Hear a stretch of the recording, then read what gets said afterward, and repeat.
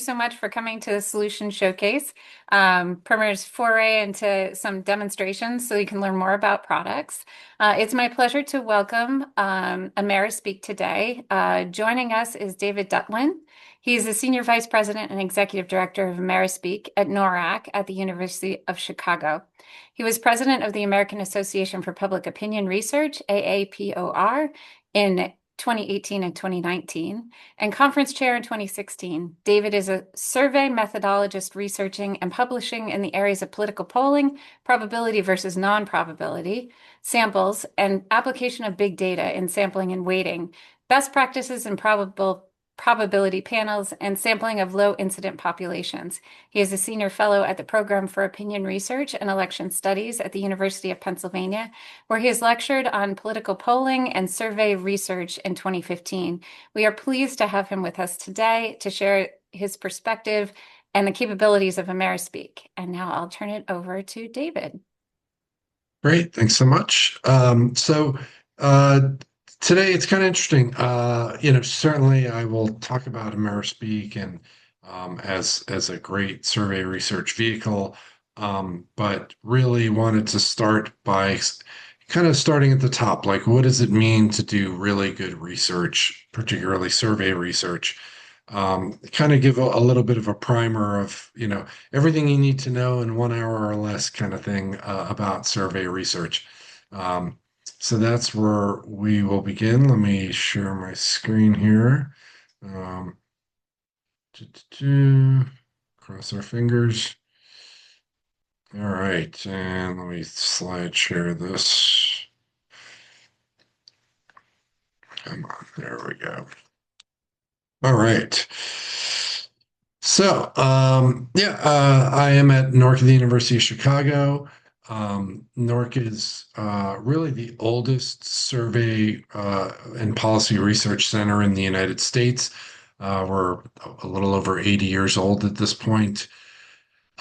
We do a lot of some of the nation's largest research projects. The General Social Survey is very sort of famous survey we've been doing since 1972, I think. Um, Lots of different health surveys, including the National Immunization Survey, the Medicare Current Beneficiary Survey, um, et cetera. The All of Us Project, which is a really super interesting project going on right now, where people kind of dedicate their health metrics and it's really an amazing project in terms of taking the next step and really understanding comorbidities and genes and all sorts of stuff. But we don't just do health; we do survey of consumer finances. We do some political polling, though it's less than 1% of what we do. We pretty much just do some work for the Associated Press, and lots of other projects. AmeriSpeak is part of NORC, and it is a multi-client household panel. What that means is we every year recruit about 6 or 7 thousand people and ask them, would you be interested in taking surveys in the future? And if they say yes, they join the panel, and then folks come to us and say, hey, I want to fill the survey. That's great. We'll ask our panel your questions and give you back your data, um, reporting, analysis, etc. It is the highest quality research panel in the United States. We do half of our recruiting literally with door-to-door recruiting, which is the gold standard for survey research. It's very expensive, but we feel it's really worth it. Um, and I'll talk about that a little bit more shortly. So again, I want to talk about surveys, from a process perspective. How do you think about building survey instruments and projects? What does it mean to do that with a high level of quality? And then sort of summarizing that, okay, what are the key decisions you need to make in order to create a really good survey project? And then talk a little bit about AmeriSpeak as some applications. So if anyone's ever taken like a survey research class, these are the real classic from the Groves textbook that it's almost a law that you have to use. It's really the Bible of survey research out there. Um, and you'll see there's this split. So obviously you start by, okay, well, what do you want to survey? What do you want to find out? What are your research objectives? Um, and then it splits into two sides of the survey process, as you'll see in I think the next slide. One is called measurement, and one is called representation. So on the left side is measurement, where um, you have to build that instrument to actually measure people's attitudes, opinions, behaviors, etc. Um, and on the right side is representation. How are you going to reach people? What is the method? What's the sampling frame, the sample design? And then that all comes together to actually collect your data. Um, Once you've collected it, you may need to do some coding, you may need to do some editing. You'll almost certainly weight the data with which is called post-survey adjustment, and then do your analysis and reporting. And that's really the basic survey process. Um, Again, from the Groves textbook now, we think about surveys.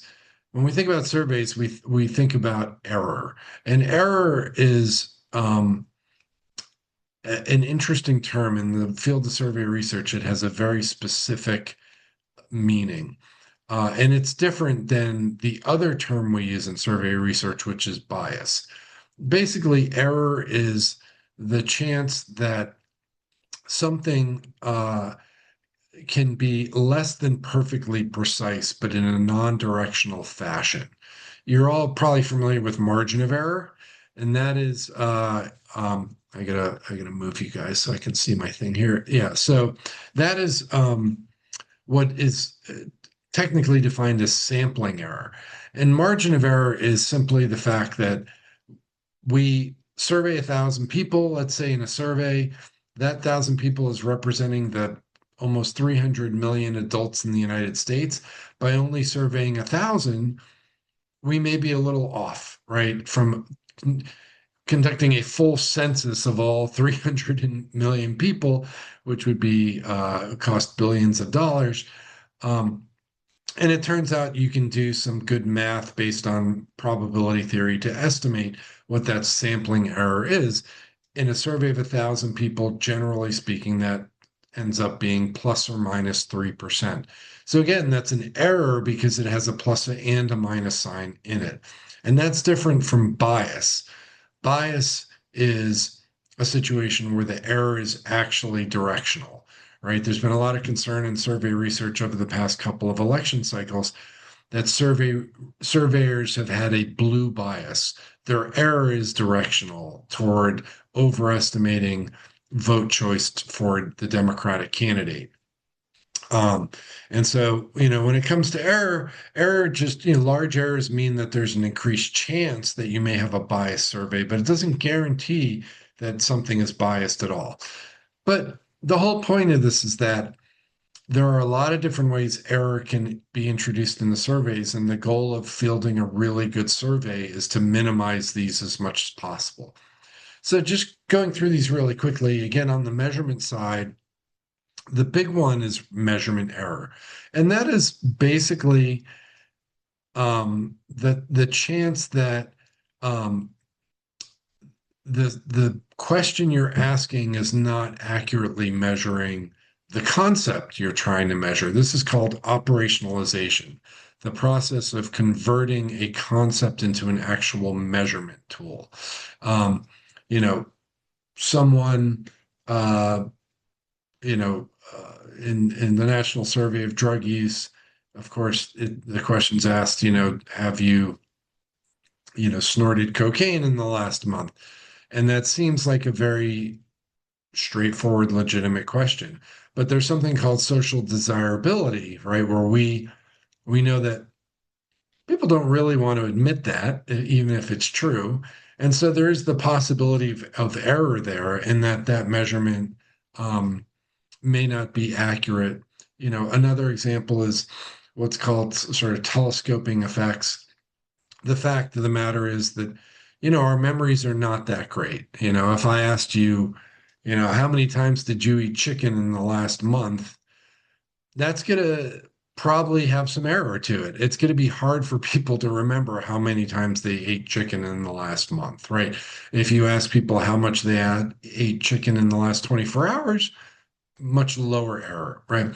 So when we construct questions in a way to minimize measurement error as much as possible, to field valid, and reliable questions that are going to accurately measure the concept we want to measure. The other error on that side, processing errors, is pretty minor. Certainly back in the age of telephone surveys, there were tests that show that telephone interviewers would occasionally mistype the answer, right? A one is for yes, a two is for no, and their finger slipped and they hit a two when they meant to hit the one. So that's a processing error. And, that happens, but it's considered very, very small and minor. On the representation side, there's three real major concerns for error in surveys. The first is coverage error. Coverage error is the fact that when we want to interview a given target population, we have to do that through what's called a frame. In the old days, that frame might have been all landline telephones in the United States. And lo and behold, 98% of people in the United States had a landline telephone. So going from target population to sample frame was pretty much you had a 2% coverage error. And these tended to be people who are homeless and whatnot. And people said, okay, we'll live with that. 2% isn't that bad. If you were to do a survey today with just landline telephones, your coverage error would be, I forget the exact number right now, 80%. I mean, only about 20% of Americans have a landline telephone anymore. When I teach survey research, I have students who are like, what's a landline? They don't even know. They're too young. Um, so that would have an 80% coverage error, right? You are unable to cover 80% of the population. And guess what? That coverage error is going to have huge biases, right? Because most of the people who still have landline telephones today tend to be old. You're not going to get any young people with a landline frame. Um, I think we'll talk about frames in a couple of slides, but generally speaking, people interview with a cell phone frame. Right nowadays, 90 plus 95% of people own a cell phone. Or we do address-based surveys. You can actually access the U.S. Postal Service's master database of all addresses in the United States and use that to send mail to folks. Um, but okay, we'll get to that in a second. The second error here is sampling error, which I already described. This is your classic margin of error. Um, and the more people you can interview, the lower that sample error is going to be. And I do just want to take a moment to note, to marvel, if you will, at the history of survey research that day after day, like we field a survey called an omnibus survey. Um, I've been part of omnibus surveys for 40 years, every week asking a fresh sample of 1,000 people questions. Now, in the United States, something like 48.2% of the United States is male. There are slightly more females than males in the United States. And every week we do that survey, the percent of males we end up interviewing through random sample is somewhere between like 40, or females, or sorry, males, is somewhere between 47 and a half and 49%. And it's just amazing to think about that for a second, that we're just drawing a random sample, right? And that's really critical to survey science. To tangent on a tangent for a second, when I say to people, what's the best synonym for science? The answer is randomization, right? We're all familiar with like, okay, a classic experimental research. We want to see if this new weight loss pill reduces weight loss. We'll randomly sample half our participants to get the sugar pill. We'll randomly sample half to get the weight loss pill. And nobody on the planet, well, probably a few people, but most people on the planet will not question that that experiment will get a valid result of knowing whether that weight loss pill works or not, right?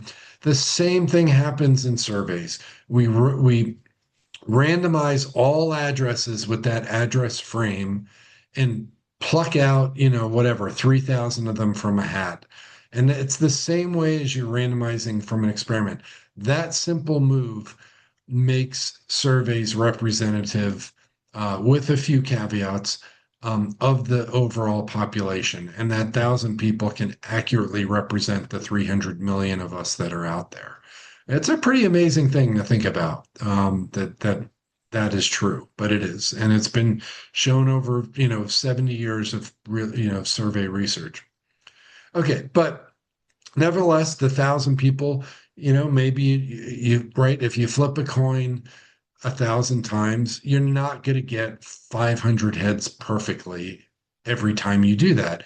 Sometime you may get 450 heads or whatever. Um, and it turns out then you can actually use some mathematical calculations to know the probability that you may only get 450 hits instead of 500. And that's where sampling error and that margin of error comes from, is we can measure and know that error. Um, the last error here is a big one, and that is non-response error. Because in the 70s and 80s, it was true that if you called 3,000 telephone numbers, you would walk away with 1,000 interviews. Today, if you dialed 3,000 telephone numbers, you probably walk away with 150 interviews. Response rates have declined from the mid 30s to about 5% today. And that means our non-response error is 95% in surveys. And I'm just talking about like typical mail or telephone surveys today. Poorly run surveys can get 1% response rate. Um, Door-to-door surveys, which are very expensive, still can get 50% response rate. But even there, it used to be 80, 40 years ago. People get concerned, right, when a stranger knocks on their door anymore. And that sadly didn't used to be the case in the past, but sadly is now. So non-response error is a huge concern, but again, it is an error. It doesn't mean surveys are biased. The fact of the matter is that if the people who don't respond look exactly like the people who do respond, you can have a response rate of 0.0001%, and that survey will be 100% accurate. In reality, that's not true. We do know that surveys, the people who do take surveys tend to be more educated, more white, more affluent, um, not to a great degree, but to a measurable degree, older. And that's where adjustments come in, like weighting, post-survey adjustments you see at the bottom. We know from the census that, again, men are 48.2 or whatever percent of the population. So if our survey got 53%, we can weight it. Think about it in terms of simple math. If um, if only 25% of the people we surveyed were men, and we knew that 50% of the United States were men, every male in our survey would get a weight of one, or sorry, of two, right? We would weight them up to count as double to get that 25% to 50% when we start doing survey analysis on the data. And that's what weighting basically does. And weighting is now a pretty sophisticated endeavor where we can weight survey data sets across lots and lots of different metrics. I literally did a survey once where we had 40 different metrics that we weighted to. We made sure it was accurate by age and education, race, ethnicity, region, and then who knows what else, internet access. As long as the census has a bench or the government has some official statistic, percent of the population that's disabled, percent of the, what have you, you can have a weight for that. Okay, so I spent a little time on that just to sort of scope out, you know, what we worry about and think about, right? Really, it's these, main things we worry about, these errors, and we try to do everything we possibly can to minimize them. Um, so, first is that sample frame. Make sure you're using a sample frame that is probability based and this is probably a good time to mention the difference. There are two types of surveys out there, two types of ways to sample. There are probability-based surveys and non-probability based surveys. So most of the opt-in samples that are out there today, they're called opt-in surveys or non-probability surveys or convenience samples. There actually is no sample frame. The researcher is not choosing people, but rather they may, get people by partnering with um, uh, partnership, like for example, one non-probability panel I know, they have a deal with American Airlines so that they get an access to all the people on the American Airlines um, program. Uh, you may have shopped at Macy's and you're a Macy's and again, the Macy's will sell your data to that panel so that they have your email. Or you might just encounter a banner ad on the internet that says, "Hey, you take surveys for money," and you say, "Okay." So you can see that is not very scientific. There can be a lot of bias in non-probability samples. It's very different than choosing a sample frame that you can randomly sample from. Um, Again, telephone address-based design. So that's the first thing. Choose a really good high coverage sample frame. Um, and then, design and select your sample from that frame, right? 'Cause the sample frame is a universe of all, again, say all addresses in the United States. How are you going to select your sample? Best practice is to just randomly sample from there. Um, how are you going to minimize non-response? Well, in a perfect world, and you have lots and lots of money, you may do a lot of different things to do that. If you're doing a mail survey, maybe you send a pre-notification postcard. Hey, you're going to get a letter to do the survey. Then you send the letter.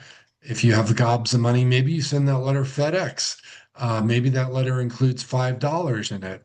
Um, which is highly effective for non-response. It's called social exchange theory. It's a way, even sending $1, um, people take that and they sort of subconsciously feel like, well, they did a little something for me. So, okay, I'll do a little something for them and take their survey for them. Just adding $1 can literally double or even triple response rates in other surveys. Offer it in multiple languages. There's just all sorts of stuff you can do to minimize that non-response. And then again, conduct really good sophisticated weighting. Um, so that's a little bit about coverage error, having a really good sample frame, and sampling error. Make sure you have like a large sample is really all that means. Non-response error, do all those things you possibly can to minimize non-response, including incentives, multiple contact attempts. Multimodality is another thing. We will often do a mail survey, but then we'll send the addresses we want to survey to big data providers who can try and find a phone number and an email for that address. So we might not just mail, we might actually call as well. We might send a text. Um, we might send an email. And hopefully people at least respond by at least one of those methods. And that really dramatically can improve surveys to have that multimodality. Some people don't like the internet. They only want to talk to you by phone. Okay, well, now they will because we have a telephone component to our design. And then adjustment, using really good weighting procedures. Um, Okay, so I'm going to just jump ahead a little bit here. Oh yeah, on the measurement side. So again, really making sure you're enacting best practices to ask really good questions. You're not asking, leading questions. There's a lot of classic things out there. Double-barreled questions. These are questions where, do you, I don't know, did you join this bank because of their low fees or their ease of access? Yes. Well, you don't know which one of those you're saying the person said yes to. Was it because of the ease of access or because of the low fees? That's a bad question. You want to split it out. Um, Questions that begin with "don't you think" are probably pretty bad questions, right? You're leading people to think.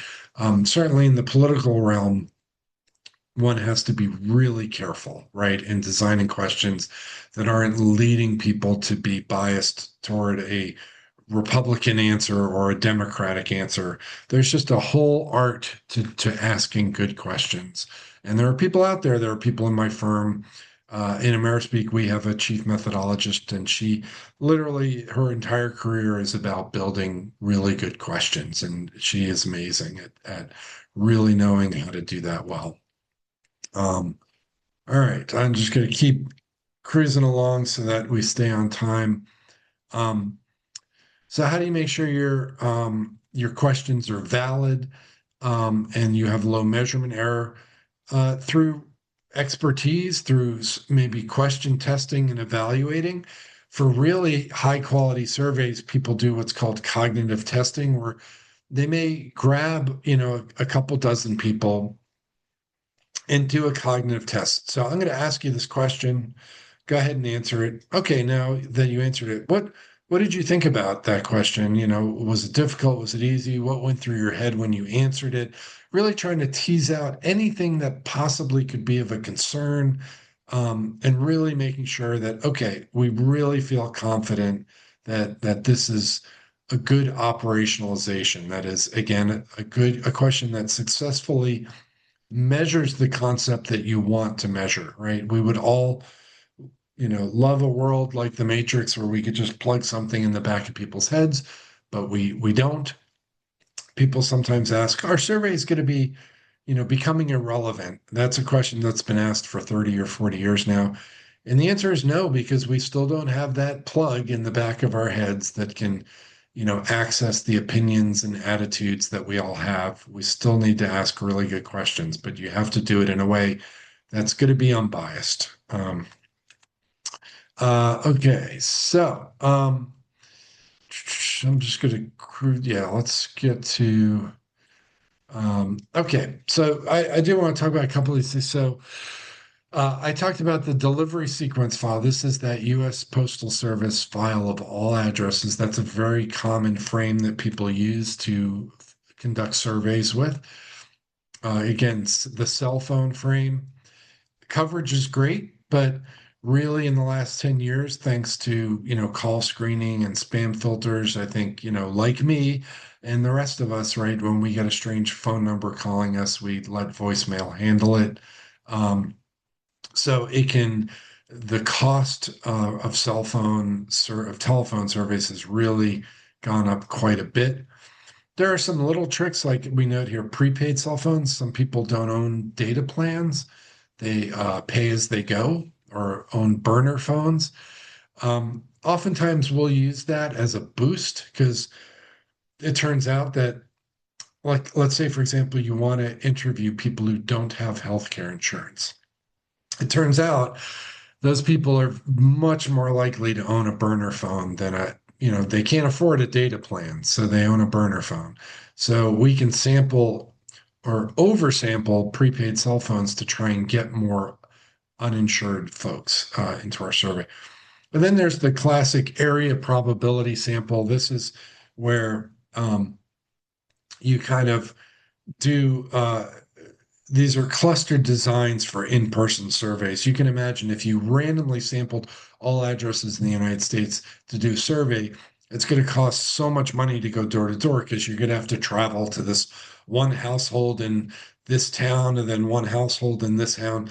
An area probability sample clusters, it randomizes but also clusters at the same time so that if you have to go to Chesterton, Indiana to do a survey, while you're there, maybe you can get 4 surveys done. And so you're randomly sampling within Chesterton to get those 4, and then going somewhere else and randomly sampling there. So it's clustered, but it's a really high quality frame as well. Um, yeah, and I won't go into the details here, but that's mainly what NORC uses, what we call our national frame is an area probability frame. This is really high quality. And why? Because NORC does a lot of federal research, and federal research still um, tends to do a lot of door-to-door interviewing still. I maybe pause here and mention a term that I don't have in the presentation, which is called fit for purpose. And that's a real important guideline in the survey research community today. Match your design to your need. The federal government is trying to get official statistics on things. Um, there's a study called the National Intimate Partner, I'm butchering the name, Partner Violence Survey. This is literally a survey that is trying to figure out real rates of rape and violence against partners because, as you may know, these are incredibly underreported. They want to get that right as possible. So they're going to do an in-person design. They're going to do all of these, everything they possibly can. They're going to pull out all the bells and whistles to get the most accurate official statistic. Amazingly, the federal government doesn't really track gun violence. Uh, so when a foundation comes and wants to really accurately measure gun violence in the United States, again, they're going to spend a lot of money, do an area probability sample, offer those really high incentives to participate, send lots and lots of letters, do everything they can. On the other side are, surveys that have a lower fit for purpose. Um, I hate to use this example, but it works really quite well, which I used to do the Vanity Fair poll. So like every time Vanity Fair, released a magazine, there was a full page spread of a poll. And I remember the second one I did was basically asking people, if they thought that Kim Kardashian's backside was too big. And, look, if that poll was off by 10 or even 15%, the world will carry on with that kind of error, right? The fit for purpose is really low there. And yeah, we started using non-probability samples, really low quality, low cost approaches, because at the end of the day, we were not trying to save the world with that question. So you really want to match your fit for purpose with your methodology, and of course your budget. So, All right. Yeah. David, I think we had this scheduled till 3:30. Yeah. So, do you have, I just in case people have time that they need to go. Oh, you know what? I'm so sorry. I was off No, by 15 minutes here. that's okay. Yeah.